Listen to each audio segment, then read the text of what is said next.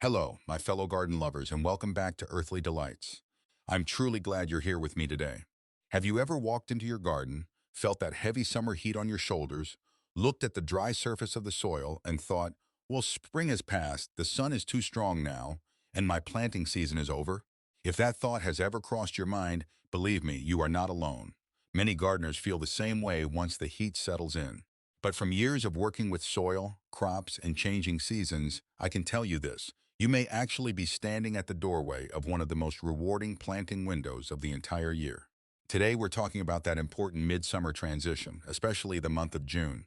June is not always easy on a garden. The sunlight is stronger, the air temperature rises quickly, and moisture can disappear from the top layer of soil faster than many gardeners expect. For a lot of people, those conditions feel like a warning sign to stop planting. And yes, the heat can make some seeds go dormant, speed up the activity of pests, and place real stress on young roots that are just trying to establish themselves. But experienced gardeners know that a difficult season does not always mean a closed season. It simply means we have to adjust. When we understand how to protect moisture, create small pockets of cooler growing conditions, manage pests wisely, and work with the natural rhythm of the land, we can keep the harvest going much longer than most people imagine.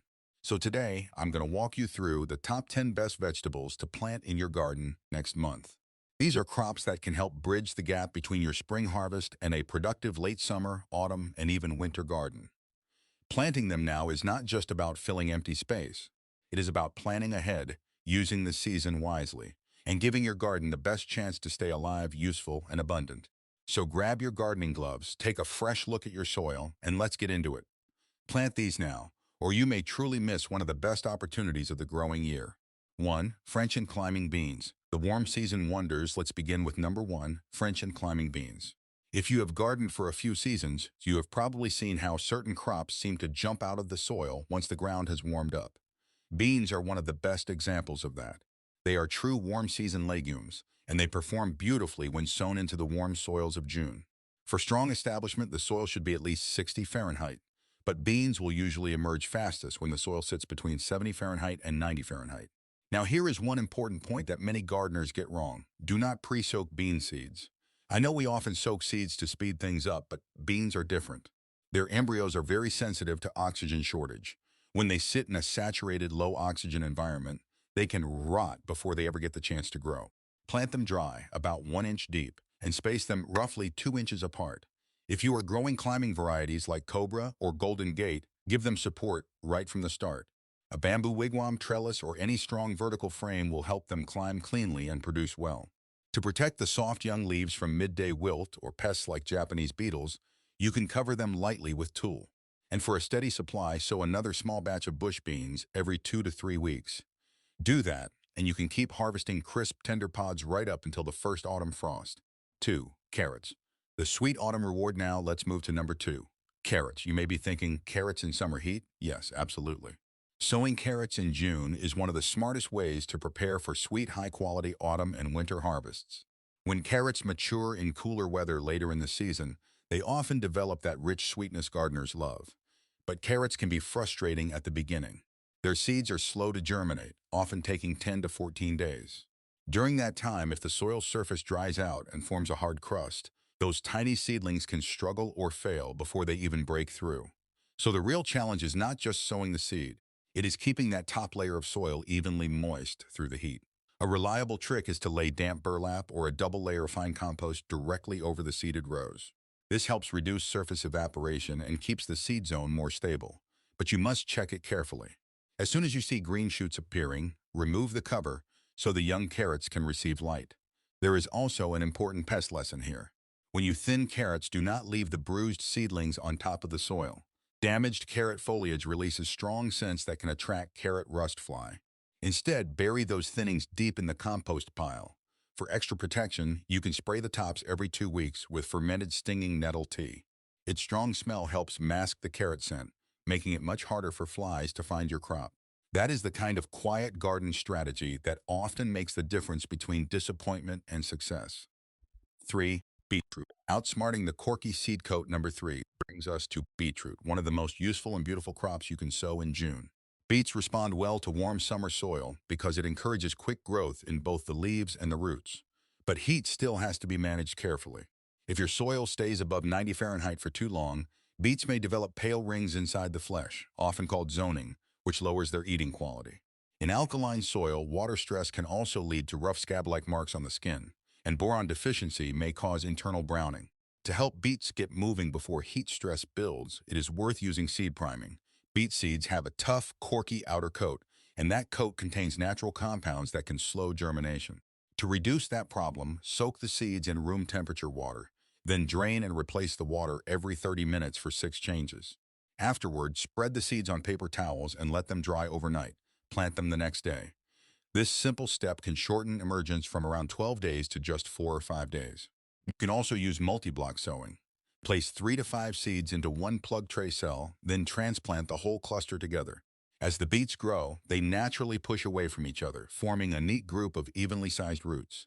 It is a practical method, especially if you want strong, uniform bunches without wasting space in the garden. 4. Cucumbers. The verticlimbers at number 4, we have cucumbers. When you sow cucumbers in June, they can grow with incredible speed. Warm air and warm soil push them into action quickly, and under good conditions, their seeds can germinate in just 5 to 10 days. If you are growing cucumbers inside a greenhouse, one of the smartest choices is to use parthenocarpic varieties, such as Quick Snack F1. These plants can produce seedless fruits without needing bees or other insects for pollination. That is especially useful in an enclosed growing space, because it helps prevent pollination problems and also reduces the risk of bitterness caused by unwanted cross-pollination. But whether you grow them indoors or outdoors, there is one mistake I would strongly avoid: letting the vines sprawl across the ground. Cucumbers perform much better when they are trained vertically on trellises, strings, or a strong support system.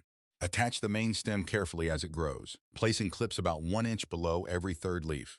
This keeps the plant upright, improves airflow through the leaves, makes feeding and watering easier, and keeps the developing fruits away from soil-borne diseases.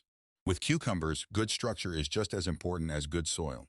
5. Zucchini and summer squash. The producer's number 5 is a true summer favorite: zucchini and summer squash. These are some of the most productive warm-season crops you can grow, but they do best when the soil is fertile, deep, well-drained, and slightly acidic to neutral, with a pH around 5.8 to 6.8. Early in the growing stage, young plants often need protection. A light fabric row cover, such as AG19 grade, can help shield them from damaging pests like cucumber beetles and squash bugs. But timing matters. As soon as you see female blossoms, you must remove the cover so pollinating insects can reach the flowers. You can recognize female blossoms by the small, immature fruit forming right behind the flower. If you have ever seen a zucchini shrivel, grow misshapen, or develop a dark blackened tip, incomplete pollination is often the reason. Do not panic when this happens early on. Many squash plants naturally correct the problem as they produce more male flowers and improve the balance between pollen and developing fruit. Keep harvesting while the fruits are young, ideally 2 to 3 times a week, and the plant will keep producing generously for you. 6. Kale, the winter warrior born in summer. Now let's move to number 6. Kale. You may wonder why we are talking about kale in summer, because many people think of it as a cool season or winter crop. And that is true, but planting kale in June is a smart way to build a bridge into the colder months and secure steady leafy harvests through winter. Kale prefers cooler temperatures, usually between 55 Fahrenheit and 75 Fahrenheit, but it can tolerate summer soil temperatures up to about 90 Fahrenheit if you give it the right care. The key is to keep it shaded, well-watered, and well-ventilated so it does not become stressed and bolt too early. In June, however, the biggest danger to young kale is not just heat. It is the army of cabbage family pests waiting to attack. Imported cabbage worms, cross-striped cabbage worms, cabbage loopers, and diamondback moth larvae can chew young plants down to bare stems if you leave them unprotected. That is why protection should begin the same day you plant. Use fine mesh row covers or tulle to block adult moths from landing and laying eggs.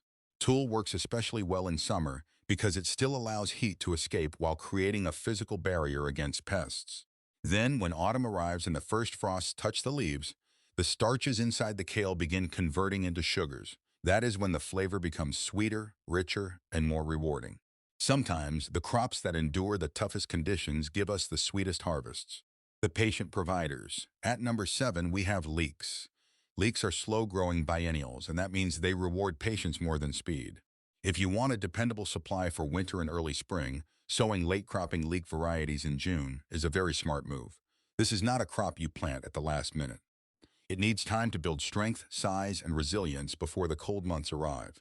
Leeks grow best in deep, loose, well-aerated soil that has been enriched with well-decomposed organic compost.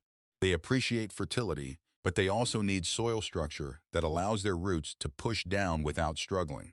A practical method is to use multi-seed plug trays, sowing 3 to 5 seeds in each module cell with peat-free compost, then covering them lightly with horticultural grit.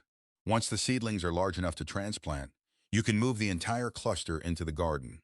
Winter-hardy varieties such as Philomene and Giant Prague are especially valuable. These tough leeks can overwinter directly in frozen ground without their roots breaking down or the plants collapsing. They may look quiet and modest through the cold season, but beneath the snow and frost, they are holding steady, waiting to become one of the most reliable foods in your winter garden. 8. Brussels sprouts. The Christmas miracle number 8 is Brussels sprouts, one of those crops that truly teaches gardeners the value of timing. If you want Brussels sprouts ready for your winter holiday meals, then sowing them in June is not just helpful, it is essential. Brussels sprouts need a long, vegetative growing season. They must spend months building a strong stalk and forming those tight, dense axillary buds along the stem. If you sow them too late after June, the shorter days of autumn can slow their development before the plants have reached the size they need. That is when gardeners end up with small, loose, disappointing sprouts instead of firm, beautiful ones. Start them in individual module trays filled with good quality compost so each seedling can develop a strong, fibrous root system. And if your garden beds are still occupied by spring crops, do not worry. Pot the young plants on into 7-centimeter pots and keep them in a semi-shaded outdoor nursery area until space opens up. This gives you flexibility. Later, you can interplant them between crops that are already maturing, such as carrots or lettuce, and make better use of every square inch of your garden. 9. Basil. The aromatic companion at number 9, we have basil, a true summer essential. This tender annual herb loves the warmth, bright light, and long days that June provides. When the weather is hot and the soil is warm, basil can grow quickly and produce an abundance of fragrant leaves. But one of the biggest mistakes gardeners make with basil is treating it too gently. If you want a large harvest, you need to prune early and prune regularly. When young basil plants reach about 6 to 8 inches tall, pinch back the central stem just above a strong pair of side shoots. This simple action encourages the plant to branch out instead of growing tall and thin. In many cases, it can nearly double the amount of leafy growth you harvest. Repeat this every couple of weeks, and your basil will stay bushy, productive, and full of flavor. Basil also becomes even more useful when you grow it beside tomatoes. The strong aromatic compounds released from basil foliage can help discourage aphids from settling on nearby tomato plants. It is a simple example of how companion planting can support the garden naturally. When crops work together like this, your backyard becomes more than a planting space. It becomes a living, balanced system. 10. Lettuce. Beating the heat with ice finally. Number 10. Lettuce. And I know exactly what many gardeners are thinking right now. Lettuce in June. Isn't that just asking for bolting and poor germination? And honestly, that concern is fair. Lettuce is a cool season crop, and when soil temperatures rise above 75 Fahrenheit, the seeds can enter thermodormancy. That means the seed creates a natural barrier that prevents it from sprouting, even when there is moisture in the soil. But with the right method, we can work around that heat. First, place your lettuce seed packets in the refrigerator for a few days before sowing. This helps mimic the cooler conditions lettuce naturally prefers. Then, use one of the most useful hot weather sowing tricks I know, direct sowing with ice.